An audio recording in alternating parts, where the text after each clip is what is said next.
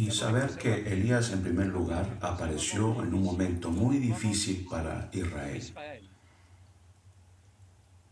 En esos días de tinieblas, en la cual vivía este profeta, se necesitaba un hombre que pudiera aportar la luz. Y lo interesante de esto es que Dios no fue a buscar a ese hombre que él necesitaba al palacio real, pero lo encontró en una pequeña aldea. Y ya les expliqué la última ocasión que Tisbe es un lugar que no se sabe dónde se encuentra en este momento, un lugar insignificante. Y pienso que Dios fue a buscar al profeta Elías a ese lugar. El mundo no sabía de ese lugar, pero Dios tiene métodos sorprendentes. En los días que vivimos son tiempos difíciles para la iglesia, como lo fueron en los tiempos de Elías. Y de la misma manera, Dios fue a buscar a Elías. Igualmente Dios busca hombres y mujeres que tengan esa capacidad de traer la luz en un mundo que está cada vez más sumergido en las tinieblas. Y los que pueden traer esa luz son aquellos cristianos que están en nuestra iglesia, claro que sí, los que viven alrededor de nuestra iglesia, los que están en el sur de París, los que frecuentan nuestra iglesia. Ellos son los que pueden llevar esa luz, el mensaje, poderlo transmitir. Lo que me ha llamado la atención de Elías es que Dios no buscó un buen predicador, buscó a un hombre que tuviera valor. Y escribí aquí en mi mensaje, en mis notas, Dios busca una persona que tenga valentía, que tenga la valentía de decir esto es bueno y esto es malo, que frente a la incredulidad pueda seguir diciendo, Dios es el mismo Dios, Él no ha cambiado. En esta sociedad contemporánea, en la hora que vivimos, Dios necesita hombres y mujeres como Elías, los que se sienten bien cómodos en la corte de Acab, no tienen lugar al lado de ese profeta. Los que se sienten bien a través de las videoconferencias, con las decisiones que el gobierno ha tomado para no poder reunirnos como iglesia, esa gente no tiene lugar al lado de la obra de Dios. La insatisfacción de Elías era de que Elías no quería estar en la corte del rey Acab. Y yo creo que igualmente nosotros no debemos estar satisfechos de someternos a lo que el mundo nos enseña o lo que nos trae. Y nuestra generación necesita cristianos insatisfechos. Increíble, cristianos insatisfechos. Insatisfechos de la situación, insatisfechos del mundo, de cómo los gobernantes dirigen estas cosas. Los momentos difíciles que vivimos son los momentos de Elías, los mismos momentos que Elías vivió. En segundo lugar, los métodos de Dios son sorprendentes. Dios no trajo un ejército para destruir a Acab. No envió un superhéroe que iba a impresionar a todos. Aquí esperamos que haya un superhéroe que nos arregle la situación. Cuando este presidente fue elegido, en ese momento le pusieron por sobrenombre Júpiter. Pero Júpiter es mitología, no es la realidad. En realidad, Dios no necesita de superhéroes para impresionar a todos. Él va a buscar a una persona que nadie conoce. Nadie conoce a este hombre y aparece en la escena, y usted puede leer en el primer libro de Reyes que apareció este hombre, no se sabía de dónde venía, en un lugar desconocido. Y Dios nos recuerda siempre que sus métodos no son nuestros métodos. Los métodos divinos no son nuestros métodos, no son los métodos humanos, no son los métodos de los gobernantes, no son los métodos inclusive de los líderes de iglesia o de denominaciones. Dios tiene planes para actuar como Él quiere con hombres y mujeres que tienen valentía. También diría cómo Dios elige y los métodos que Dios hace son bien extraños. Cuando digo extraño, para nuestra mente, en eso quiero decir, David, cuando estuvo David frente a Goliat, fue algo increíble, algo impensable. Me imagino Saúl frente a esta situación, diciéndole a David, David eres un niño, Goliat es un hombre de guerra. Me imagino los filisteos que se decían, pero ¿qué va a hacer Goliat con este pequeño hombre? Pero Dios había elegido a David. Se burlaron de él, sus hermanos también se burlaron de él, y no importa lo que la gente pudo decir, pero él tenía el celo por Dios, no podía aceptar la situación en la cual él se encontraba, Israel se encontraba. Por eso este joven fue a enfrentar a Goliat y nosotros conocemos lo que pasó. Cuando Josué llegó frente a los muros de Jericó y empezó a dar vueltas con las trompetas, ¿se puede imaginar usted qué habrá pensado el pueblo? ¿Qué habrán pensado la gente que vivía en Jericó? Una ciudad que no se podía conquistar.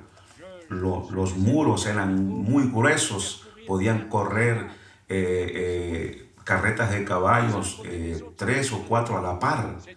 Era una ciudad fortificada.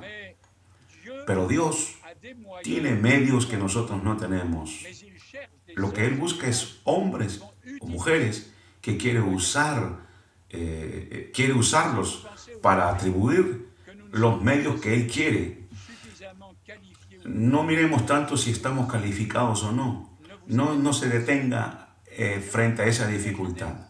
Yo me he imaginado si un responsable o un comité se hubiera tenido que pronunciar sobre el profeta Elías, creo que no lo hubieran elegido para el ministerio. No era la persona ideal para los hombres, pero era la persona ideal para Dios. Y yo quiero ser esa persona ideal, aunque los hombres digan que no soy la persona ideal. Hermano, preguntémonos, ¿Dios necesita de mí? ¿Y cómo puedo yo responder? ¿Cómo puedo yo servir durante este periodo de cuarentena? ¿Cómo puedo servir a la iglesia? Ya que no podemos reunirnos y vemos la decadencia al ver cuán poca gente se conecta a estas reuniones. Pero la historia está aquí frente a nosotros. Necesitamos que Dios actúe. Yo me hago esta pregunta. ¿Cómo hacer? ¿De qué manera hacerlo? Pero rehúso dejarme encerrar en ese pensamiento que ya no se puede hacer nada. Hoy día la Iglesia Católica hizo una carta, una petición y le pidió al gobierno que abriera las iglesias porque necesitaban hacer sus misas. Necesitamos reunirnos, esa comunión fraternal, con todo lo que implica el asunto sanitario, por supuesto. Pero ellos dicen, necesitamos reunirnos. Y es verdad, nosotros necesitamos reunirnos. Conozco la historia de un joven que era paralítico. Él estaba paralítico de 2 piernas y un día se convirtió a Cristo y se preguntó qué es lo que podía hacer para servirle al Señor. Él vivía en un pequeño apartamento y estaba en su cama y empezó a escribir versículos bíblicos en pequeños papelitos. Y como no estabas lejos de la ventana, abrieron la ventana y empezó a botarlos por la ventana. Y un día alguien recogió el papel y estaba escrito, porque de tal manera amó Dios al mundo que dio a su Hijo unigénito para que todo aquel que en él cree no se pierda, pero que tenga vida eterna. Un hombre fue tocado en su corazón por ese versículo y quiso ver de dónde venían esos papeles y vio que venía de esa ventana y trató de entrar al apartamento y llegó a ver a ese joven. Ese joven pudo haber dicho, yo ¿qué puedo hacer? Pónganse en mi lugar. ¿Cómo puedo servir al Señor? No, él rehusó quedarse sin hacer nada. Por eso, hermanos y amigos, estemos delante de Dios. Es en la comunión con Dios que podemos descubrir lo que Él espera de nosotros. ¿Estamos listos para aceptar su voluntad? Dios busca hombres y mujeres que tengan un corazón entregado totalmente a Él. Personas que no se desaparecen en la masa de este mundo. Dios necesita hombres y mujeres valientes. Muchas veces me trataron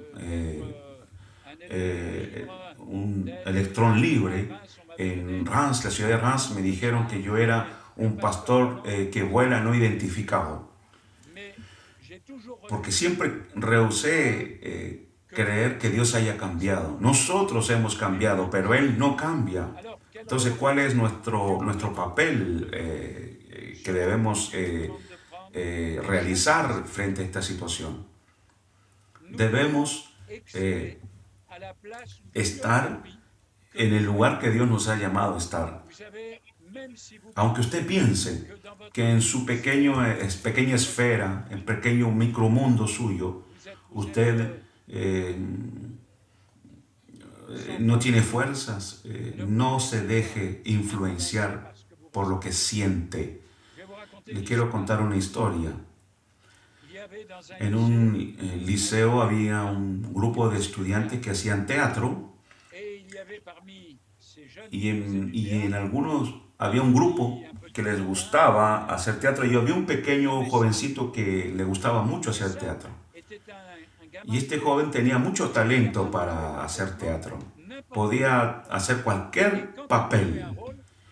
Y cuando él hacía el papel, eclipsaba a todos los demás porque tenía un talento extraordinario. Y todos los demás empezaron a sentirse celosos del talento que él tenía. Siempre es así. Y este joven llamado Sam iba a hacer su rol que le habían indicado.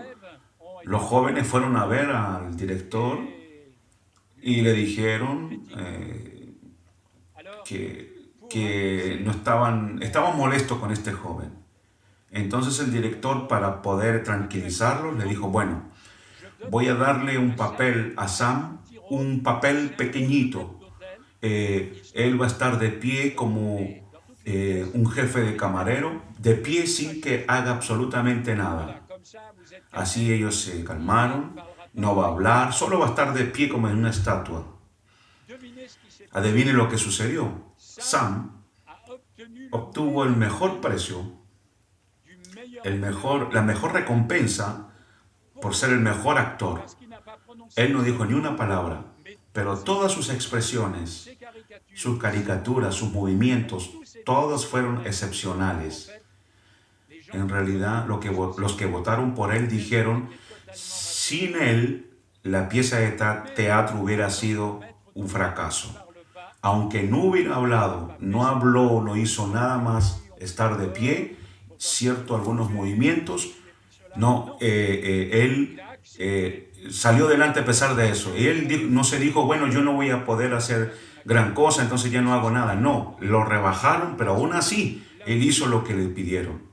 Elías era un personaje que salió de ninguna parte, alguien que no era conocido por nadie y que fue llamado en tiempos difíciles, tan difíciles como los tiempos que nosotros vivimos hoy día. Hermanos, La iglesia vive tiempos difíciles. La obra de Dios amerita de usted, de mí, de todos nosotros, de nuestras oraciones. Es una realidad.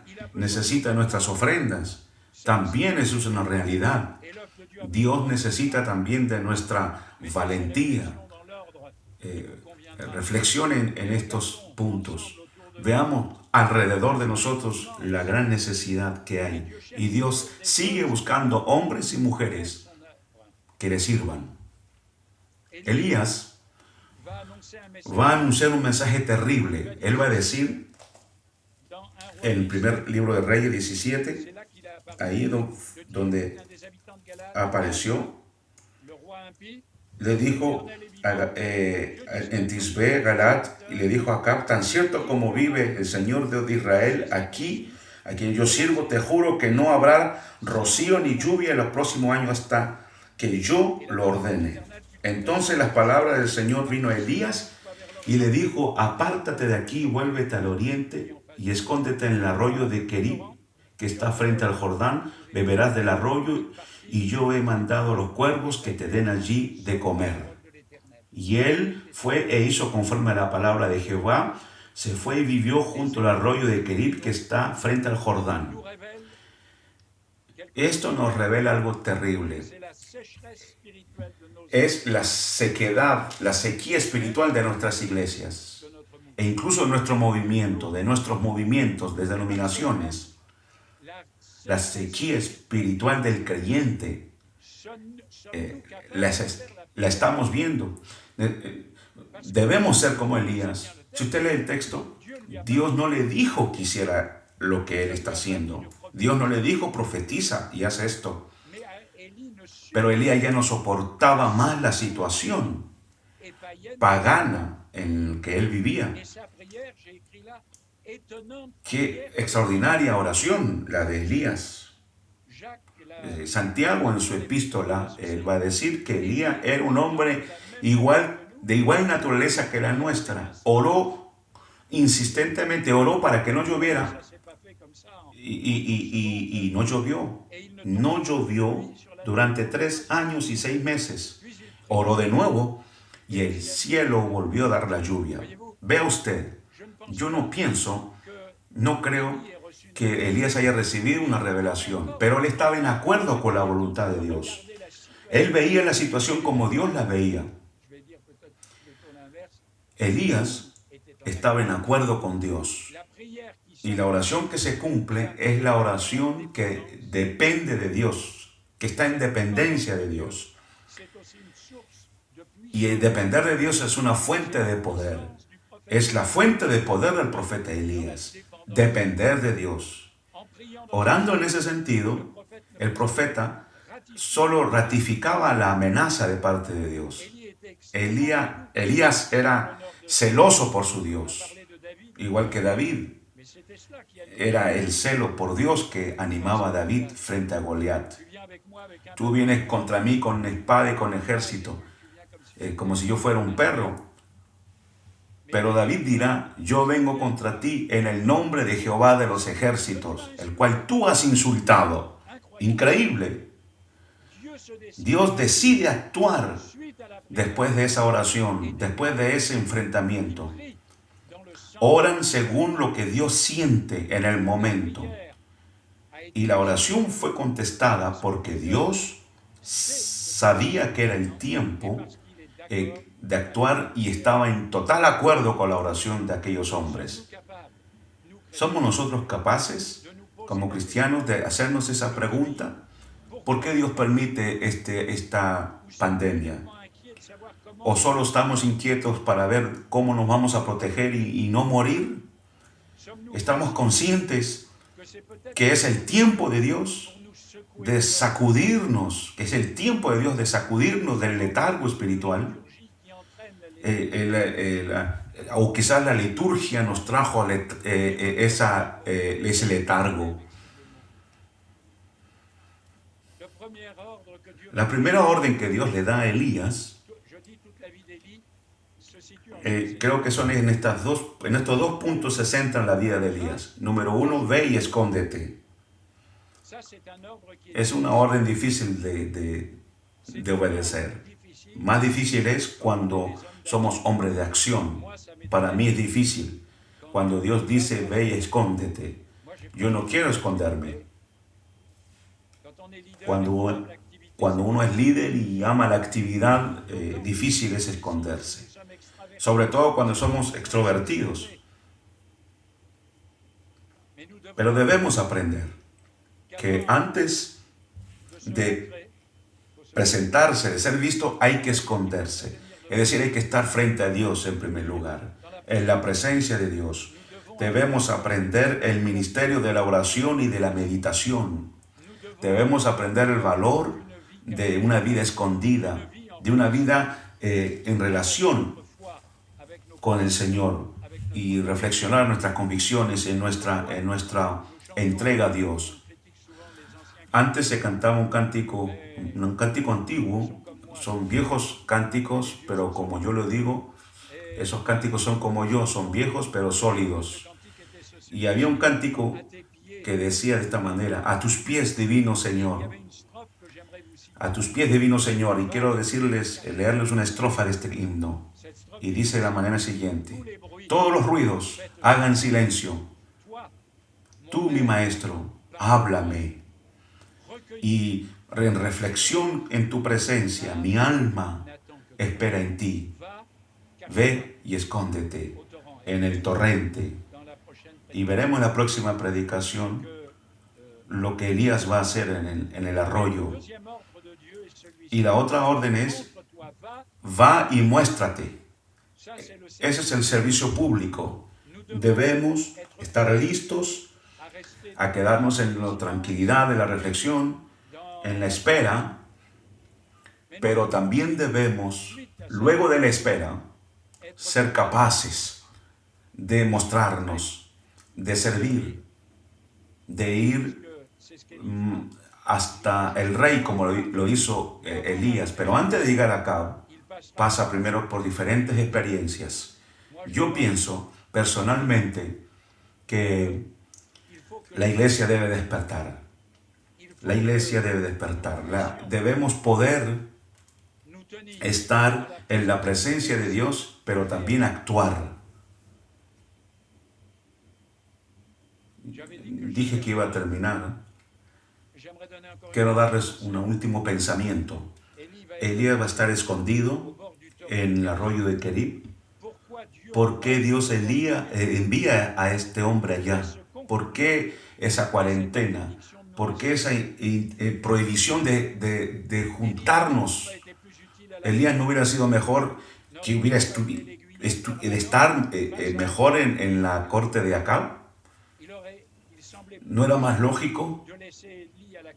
Era más lógico dejarlo en la corte del rey. Quizás para algunos hoy día es más lógico estar en la corte del rey, de hacer todo como nos enseñan, todo las órdenes que nos dan. Pero Elías estaba mejor escondido. No sabemos mucho de los 3 años y medio que pasó la sequía en Israel, el sufrimiento, las privaciones para Israel en ese tiempo. El escritor sagrado abandona al rey y al pueblo al juicio de Dios. Quiero terminar, y esta vez sí termino, con este pensamiento. ¿Qué de nuestra Francia?